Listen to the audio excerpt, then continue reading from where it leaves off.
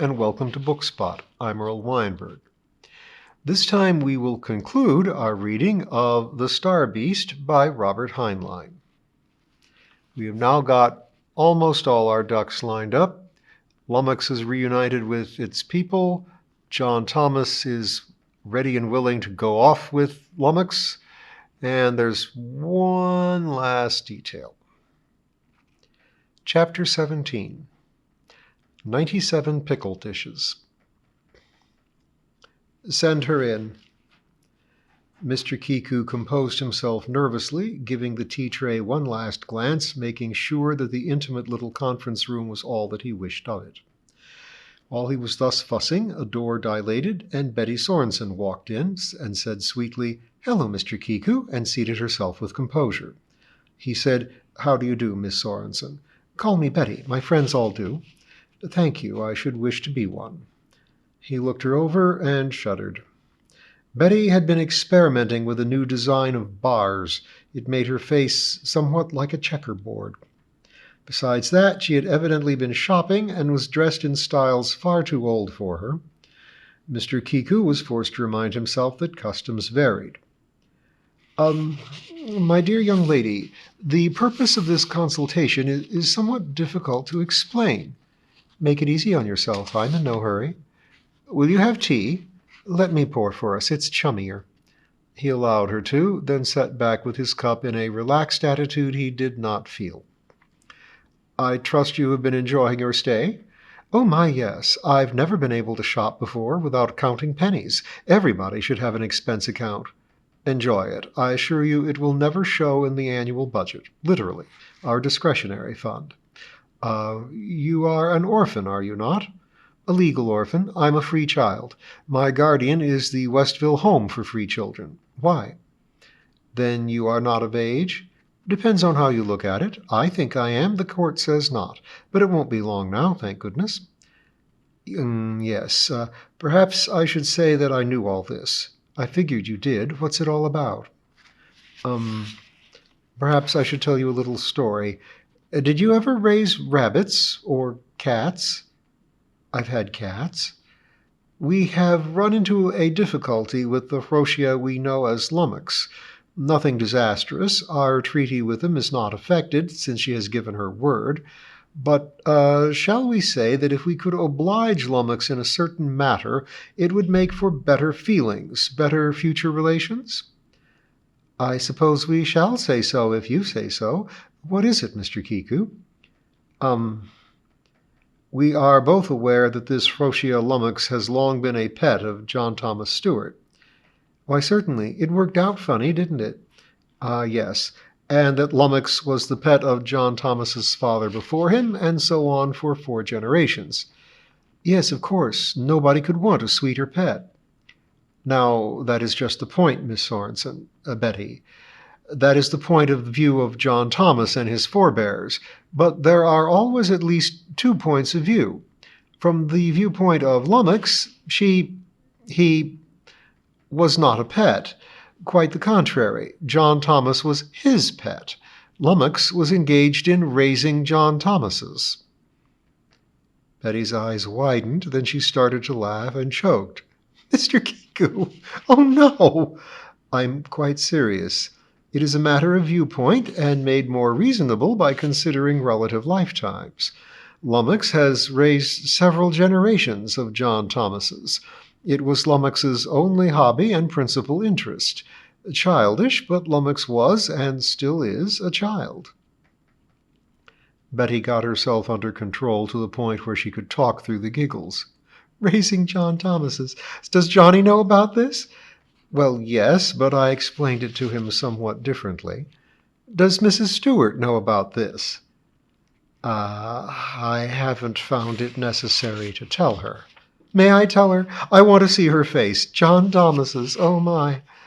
"I think that would be cruel," Mr. Kiku answered stiffly. "I suppose so. All right, I won't do it. But I can dream about it, can't I?" "We can all dream. But to continue, Lummox appears to have been perfectly happy with this innocent hobby. It was the Rochia's intention to continue it indefinitely. That was the reason that we found ourselves faced with this curious dilemma of being unable to get the Roshii to leave after their sibling had been restored.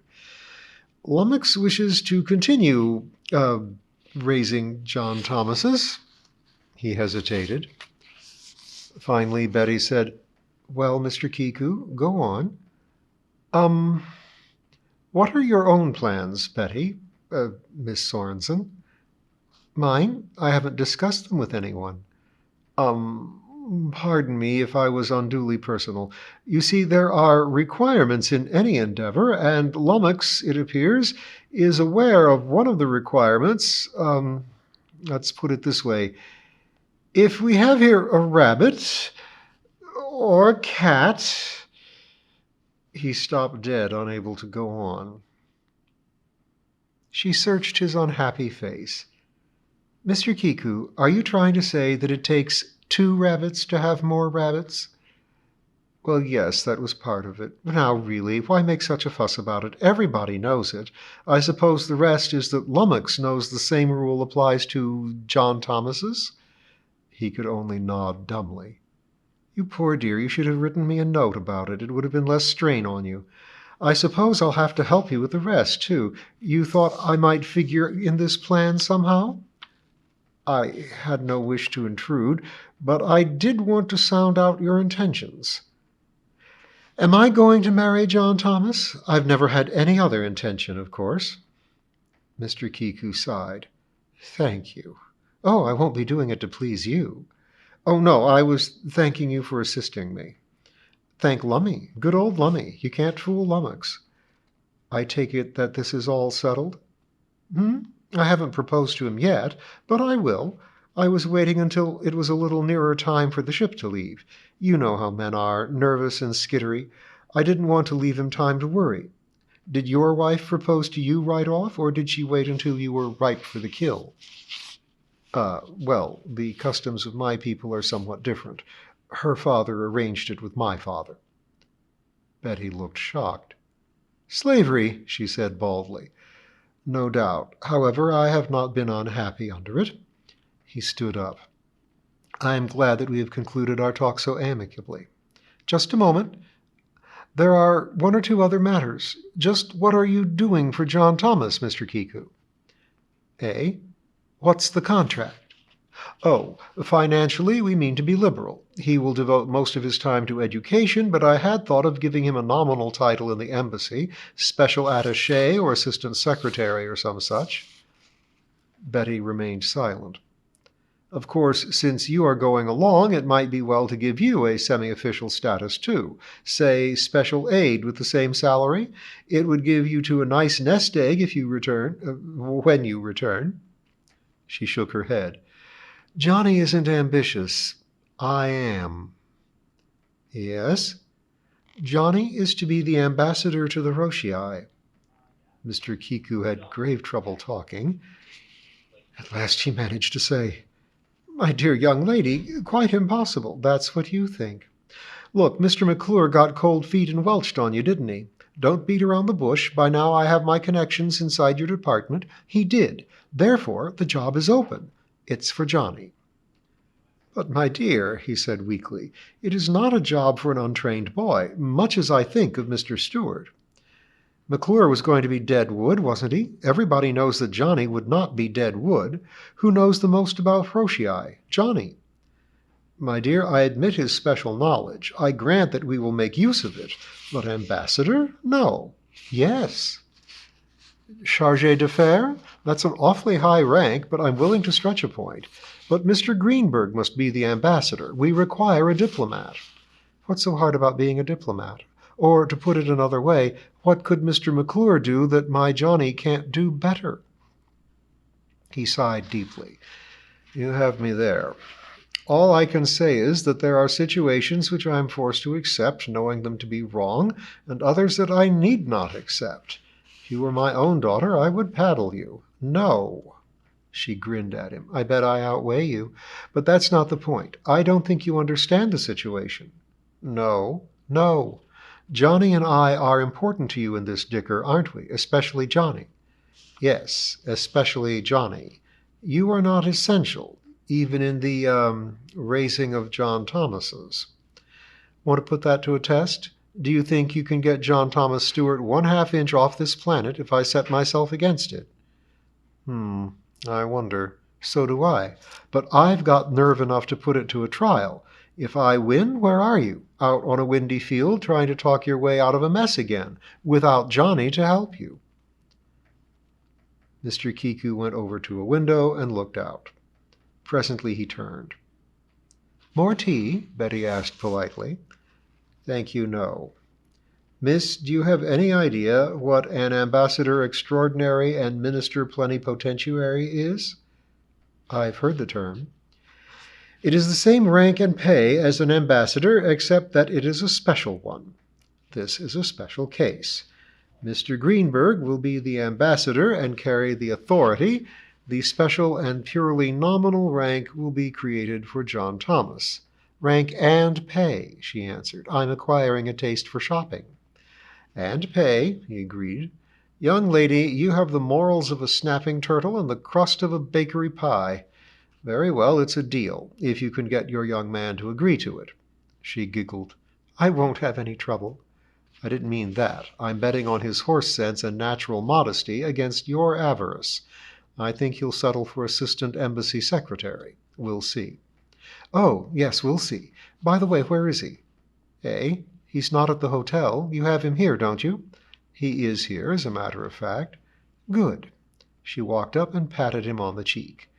I like you, Mr. Kiku. Now trot Johnnie in here and leave us alone. It will take me about 20 minutes. You don't have a thing to worry about. Miss Sorensen, Mr. Kiku asked wonderingly, how does it happen you do not ask to be ambassador yourself? Lummox was the only non-human to attend the wedding. Mr. Kiku stood up for the bride. He noticed that she was wearing no makeup, which made him wonder if possibly the embassy's junior secretary might not be master in his own home after all. They received the usual 97 pickle dishes, mostly from strangers, and other assorted costly junk that they would not take with them, including an all-expense trip to Hawaii for which they had no possible use. Mrs. Stewart wept and had her picture taken and greatly enjoyed herself, and all in all it was a very successful wedding. Mr. Kiku leaked a few tears during the responses, but Mr. Kiku was a very sentimental man. He was sitting at his desk the next morning, ignoring lights with his Kenya Farm brochures spread out before him, but he was not looking at them. Dr. Ftamel and he had gone out together and had done the town after they got the kids safely married, and Mr. Kiku was feeling it somewhat in a pleasant, relaxed manner. Even though his head buzzed and his coordination was poor, his stomach was not troubling him. He felt fine. He was trying fuzzily to sum up the affair in his mind. All this fuss, all this grief, because some fool spaceman more than a century ago didn't have sense enough not to tamper with native life until protocol had been worked out. Oh, my people, my people. On second thought, he told himself not to point the finger of scorn. He might be looking in a mirror. There was something that good old Ftamel had said last night. Something... Now, what was it he had said? Something which at the time convinced Kiku that the Froshii never had any weapons capable of seriously damaging Earth. Of course, a Rargelian would not lie, not professionally, but would one skate around the truth in order to conclude successfully a negotiation that seemed about to fail? Well, since it had all been settled without violence, he could only wonder. Just as well, perhaps. Besides, the next heathens to show up might not be bluffing. That would not be good. Mildred's voice came to him. Mr. Kiku, the Randavian delegation is waiting. Tell them I'm molting. What? Never mind. Tell them I'll be right in. East Conference Room. He sighed, treated himself to just one pill, then got up and headed for the door, ready to stick his finger in another hole in the dike. Chinese obligation, he thought. Once you take it on, you can't drop it. But he still felt cheerful and sang a snatch of the only song he knew all the way through. This story has no moral, this story has no end, this story only goes to show there ain't no good in men.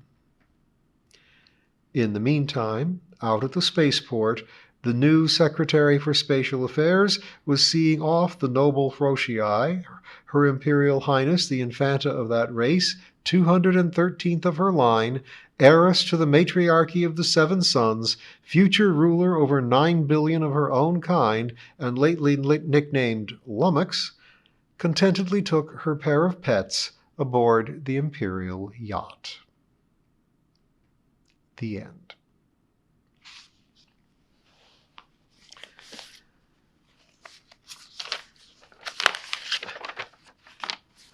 Heinlein stories mostly take place in outer space or on alien worlds. This one takes place entirely on Earth, but it is still all about aliens. In particular, it was about Lummox, the star beast. Lummox is a nice thought experiment in how alien an alien can be, and yet how human and alien can be in community, in friendship, despite that, even despite not understanding each other well. Our understanding of Lummox goes through several changes. First, he's a pet, brought back from deep space generations ago. He talks, but at a very simple level. No one thinks of him as any smarter than a parrot. And since he has no hands, to start with, no one thinks he can come from an intelligent species. Then the Frosii show up, and it takes us several chapters before the same people see both Lummox and the Frosii, so that they can realize Lummox is a giant, for some reason handless, for some reason Frosii. By that time, we have met the other alien in the story, Dr. Ftamel, clearly intelligent and civilized. But he gives Mr. Kiku the grooves because he looks like a gorgon with snakes, well, tentacles, for hair. Mr. Kiku has to take tranquilizers and visit a hypnotherapist to be in the same room with him. Meanwhile, out west, the local authorities are trying to destroy Lummox as a public danger. But in the nick of time, the connection gets made, and incidentally, Lummox grows hands, and no one wants to destroy him anymore. Especially since the Frosii want him back safe and sound, and look fierce and short-tempered and heavily armed. So, first Lummox looks like an animal. Then he looks like a lost alien. And then he looks like a lost alien princess or something. Turns out the Frosii have 6 sexes, none of them male or female. So our pronouns are meaningless for them. That's how alien Lummox is. Along with being over 300 years old and belonging to a race that is still emotionally a child at that age. Or not having hands until it's old enough to make mature use of them. Or simply getting larger the more it's fed, then shrinking when it diets. And it is so long-lived and so hard to kill that the Frosii still think Lummox must be alive somewhere after having been missing for 100 years.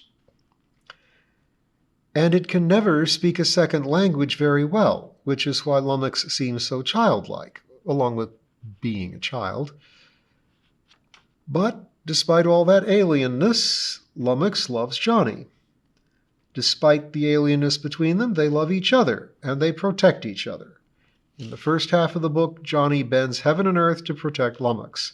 In the second half, Lummox protects Johnnie with royal princess tantrums and hissy fits, which happens to work very well on her own people, its own people. Sandwiched in uncomfortably here, we have Mr. Kiku, Mr. Greenberg, and Dr. Ftamel. And because they are creatures of goodwill and brave and clever, they are able to make the happy ending. But only help make it. It wouldn't exist at all if Johnnie and Lummox didn't reach across the species barrier, across the alienness, to each other. And, in a little side development, by the end of the story, Mr. Kiku is easy enough with Dr. Ftamel to share a cloak with him, reaching across his own species barrier. So, Lummox takes its pets away. One hopes to live happily ever after. And that's a typical moral from Robert Heinlein for you. Just because you're strange doesn't mean you can't be friends. Thank you.